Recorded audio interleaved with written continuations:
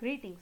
This is Raagavi, Assistant Professor, Department of English, Bharat Institute of Higher Education and Research Center.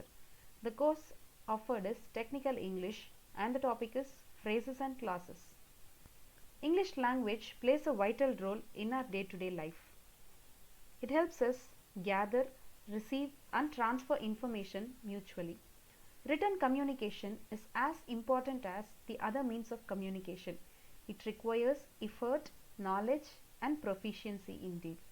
There are 5 basic elements involved in writing. Number 1, words. Number 2, phrases. And then comes the clauses. And then sentences. Last, it is the paragraph. What do you mean by words?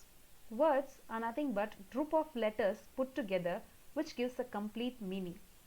Example, knowledge, learning, etc. Phrases.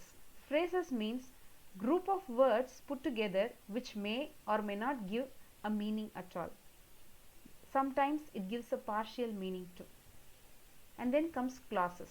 Clauses are nothing but they are group of words put together which gives a meaning with or without the help of the phrases. And then comes the sentences. Sentences are nothing but words, phrases and clauses combined together which gives a complete sense to it. Maybe example statement, any statement. She is running, he is writing, I finished my literature, etc. What do you mean by paragraph then? Group of sentences put together on one single idea or a theme is called as a paragraph.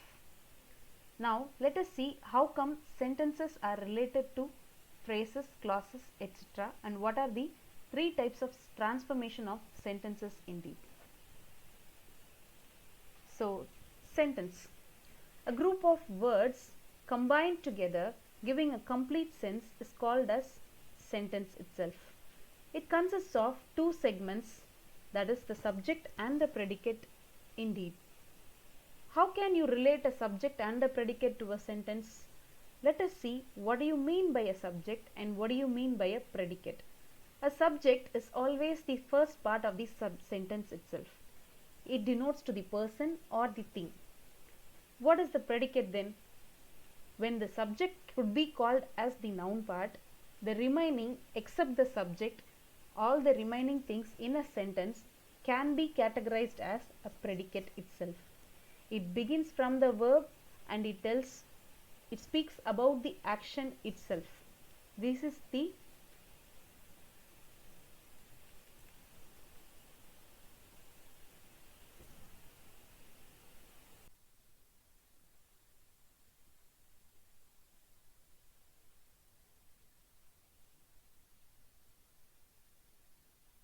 subject is the first part of the sentence and it denotes to the person or the thing. Thereby, it could be called as the noun part. And the predicate always begins from the verb and it also speaks about the action. Hence, it is called the verb part. So, let us remember the subject as the noun part and the predicate as the verb part. Now, how are these subject and predicate related to phrases and clauses? Let us see in our next slide. Phrases. Group of words which has neither a subject nor a predicate. That is, it doesn't even have the verb part and nor the noun part. Though it has a group of words. Those kind of group of words put together with no such complete meaning or sometimes a partial meaning is called as a phrases. So, example, having raised his gun, the hunter shot down the tiger. Having raised his gun is the phrases we are speaking about. Though it has a partial meaning, it doesn't have a complete meaning. We know that somebody else have raised their gun and we doesn't know what is the purpose of it unless it is connected with a clause. So let us see what are the types of phrases. There are 5 types of phrases: the adjective phrase, the adverb phrase, noun phrase, verb phrase, and last it is prepositional phrases. What is adjective phrases? These 5 phrasal verbs, these 5 phrases are directly connected to parts of speech itself. So what do you mean by adjective? That is related to an adjective phrase. What do you mean by an adverb is related to the adverbial phrase, etc. So now let us see what is an adjective phrase. An adjective phrase is almost an equivalent of an adjective. What is the purpose of an adjective in parts of speech? It modifies the noun and it gives additional information about the noun or a pronoun. Let us see the example. She wore a hat with blue trimming. Here, though we are speaking about the hat, it is giving an additional information about the hat itself. Hence, it is called as an adjective phrases since it is combined with few more words which doesn't give a complete meaning until unless it is added to a clause. Let us see what is an adverbial phrase. An adverbial phrase modifies a verb, an adjective and sometimes an adverb itself. Obviously, an adverb expresses the time, place, manner and degree. And it also answers to the questions when, where, how, to what extent, etc. Let us see it with an example. Tell the story in your own words. How will you tell your story? So the answer is adverbial phrase here, in your own words. The sailor was working on the deck. Where was the sailor working? So here is the answer. When we are telling about the place, it becomes an adverbial phrase when it comes along with a group of words indeed.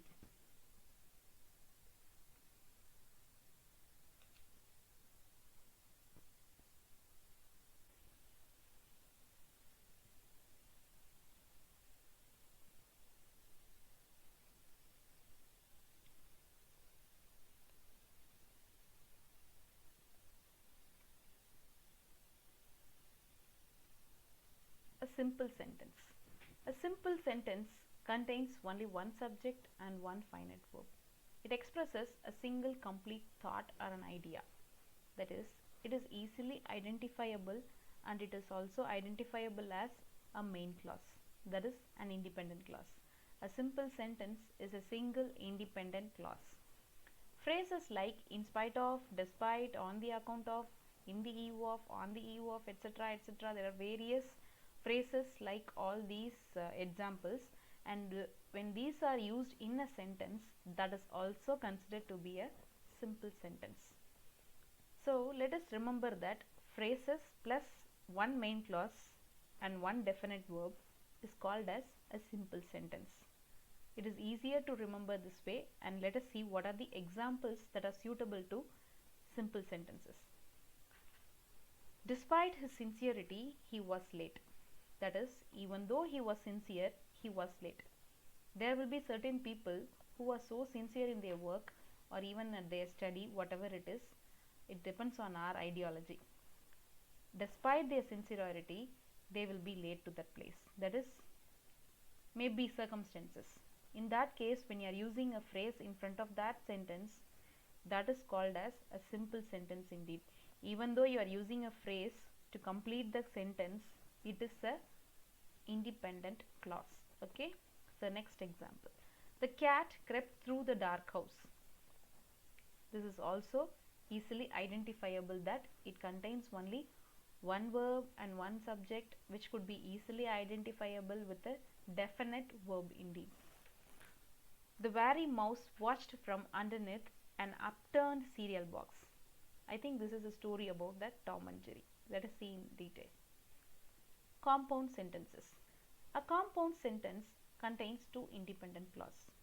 As when we were discussing about the clauses, I told you about conjunctions also. Let us see in detail what do you mean by a conjunction. A conjunction is always known as a connecting words. Connecting words in the sense there are two types of connecting words.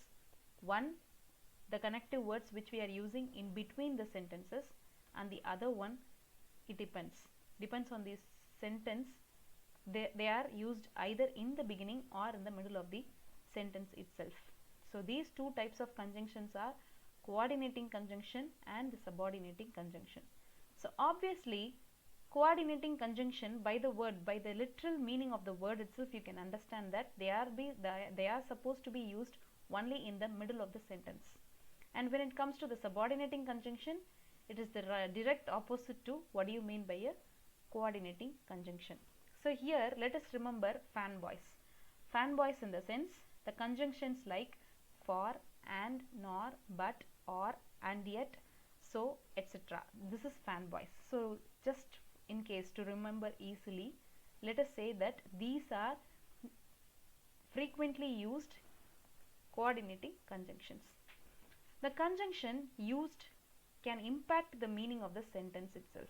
That is, when you are choosing the right conjunction to the right sentence, that is two sentences, when you are using the right conjunction, it gives a great impact to the meaning of the sentence. So conjunction plays a vital role in understanding the sentence. That is, understanding the sentence as it is intended to be. Everybody can understand everything when people are speaking, when people are dictating or writing, whatever it is. But very few understand that as it is supposed to be understood. So for that, conjunctions helps very well. So let us see how can you easily remember what is a compound sentence.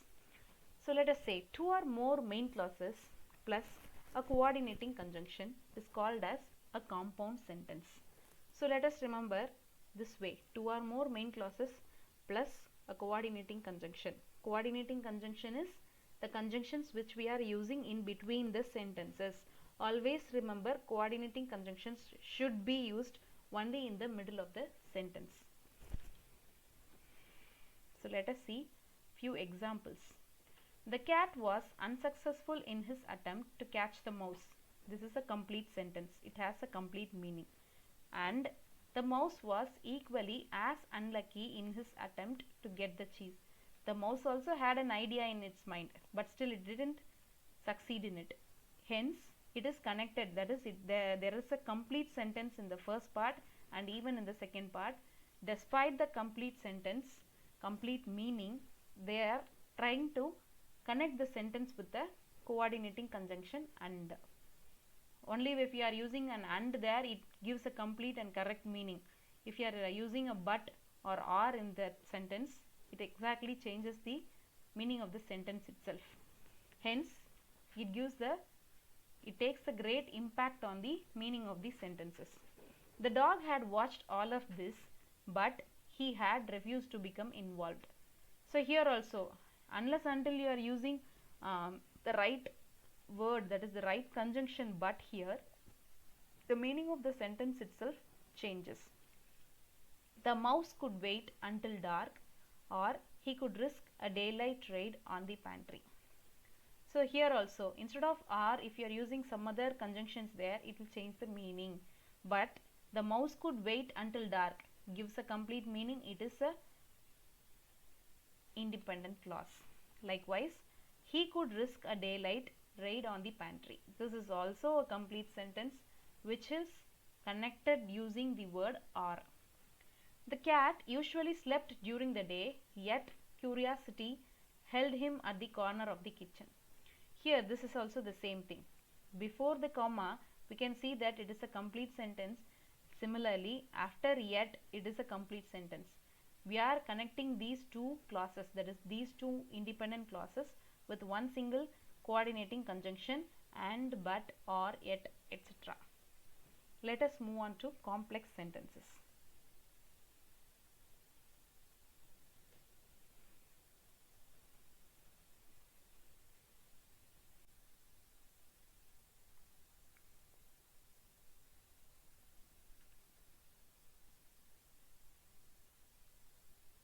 Complex sentences. A complex sentences is a combination of both the main clause and the subordinate clause with the help of a subordinating conjunction. So when we were discussing about the compound sentences, I told you about what is a coordinating conjunction. So now let us see what is a subordinating conjunction. A subordinating conjunction is nothing but conjunctions which we are using either in the beginning of the sentence or in the sometimes in rare cases in the middle of the sentences. Extremely rare. So these subordinating conjunctions are used in the beginning of the dependent clauses, that is the subordinate clauses. Hence it is called as a subordinating conjunctions. A subordinating conjunction begins always with the dependent clause, and a dependent clause that begins in a sentence must be followed by a comma. A dependent clause has a subject and a verb, but it does not make any sense on its own. That is, in a dependent clause also there will be a subject and a predicate, but unless until it is connected with the main clause, it doesn't give any meaning. That's why it is called as a dependent clause. So let us remember in this way, one main clause plus two or more subordinate clauses plus subordinating conjunction is called a complex sentence. So here are few subordinating conjunctions which we can easily remember. After example, after a long time I met him.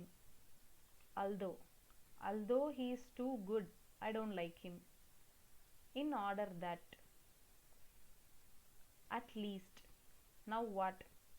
Wherever she go, I would like to follow. Before. Even though he was good enough, I don't want him. I don't want her. Whenever it is required, there must be someone who we depend on. And unless until, all these sentences you would have seen in n number of sentences, but you would have failed that to notice that these are subordinating conjunctions. So these are the few subordinating conjunctions which we can easily identify, and among these, some of the subordinating conjunctions can be used in the middle and some of them will be used only in the beginning of the sentence. This is how subordinating conjunction works. So let us see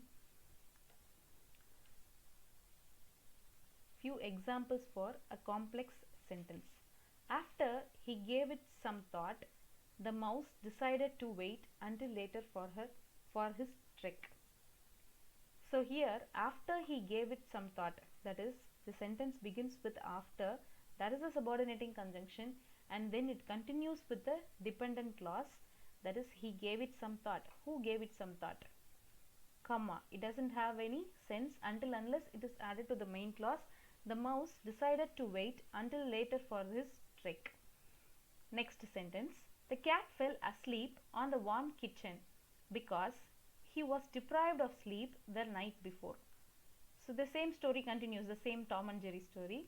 So the cat fell asleep on the warm kitchen. It's a sentence, complete meaning, and next comes because he was deprived of sleep the night before. Even though it has a complete meaning, we are wondering why such information is given to the reader. Thereby, you are using a subordinating conjunction because. And the next sentence. When the mouse heard the soft snoring of his sleeping nemesis, he scurried to the pantry and grabbed enough food for a week. So what happens? The cat slept, fell asleep, and as soon as the mouse heard this noise, what it did? It ran faster to the pantry and grabbed enough food for a week. So he knew that he wouldn't be able to come out for a few more days, and hence he grabbed enough food for it and it ran away from there.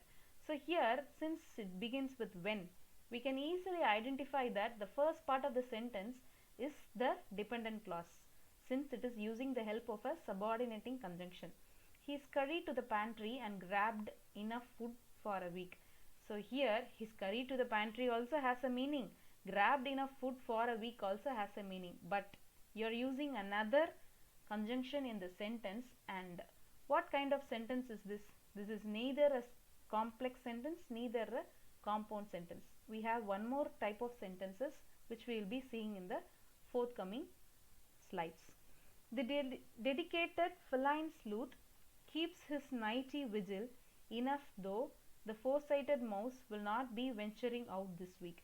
This is also the same thing combined with complex sentences and along with one main clause and two dependent clauses indeed. So let us see what is the last kind of sentence. Compound complex sentences. Exactly. A compound complex sentence is a sentence that has at least two independent clauses and at least one dependent clause. Here you can see it. Two main clauses plus one subordinate clause plus a subordinating conjunction. You have to remember, a subordinating conjunction is used, then it is called as a compound complex sentences. Not just the subordinating conjunction will be used. In certain places, when the importance is given to the compound sentence, when there are two main clauses are supposed to be used combined together, there we are using even the coordinating conjunctions, fanboys. You have to remember that. The same subordinating conjunctions are used to introduce the dependent clauses. To introduce the dependent clauses, we are using the subordinating conjunctions. To give a complete meaning for the two main clauses, we are using the coordinating conjunctions, fanboys. That is for, and, nor, etc. as we saw in the compound sentences. So next, examples. After the two adversaries had spent years playing this cat and mouse game, they were joined by their children and the fun continued. So here you can see that this is a huge sentence with commas, and even with use of these conjunctions, you can identify that it is a lengthy sentence. This is a complex sentence. That is, a learned person will always prepare to write a lengthy sentence, just like what you can see on the screen. Even though it seems the two were bent on the other's destruction, the cat and the mouse were rather fond of one another, and neither wanted the other's defeat. So this is exactly the Tom and Jerry story which we were guessing, right? So it's a good example. Altogether, all the four types of sentences which could possibly be written is easily explained with one single story. So that's it. So here in this last sentence also you can identify that even though is the subordinating conjunction and it is followed by the dependent clause. That is, it seems the two were bent on the other's destruction. That is the dependent clause, comma, the cat and mouse were rather fond of one another. This is the main clause. Already in that there is another coordinating conjunction and used. Despite that, another and is used to give one more main clause. This is how a compound complex sentences are written. So in English, there are various other types of sentences also, how you can easily make yourself equipped. So that's why I told in the beginning itself that writing is also as important as the other communication medium, and it requires effort, perfection and knowledge. Thank you.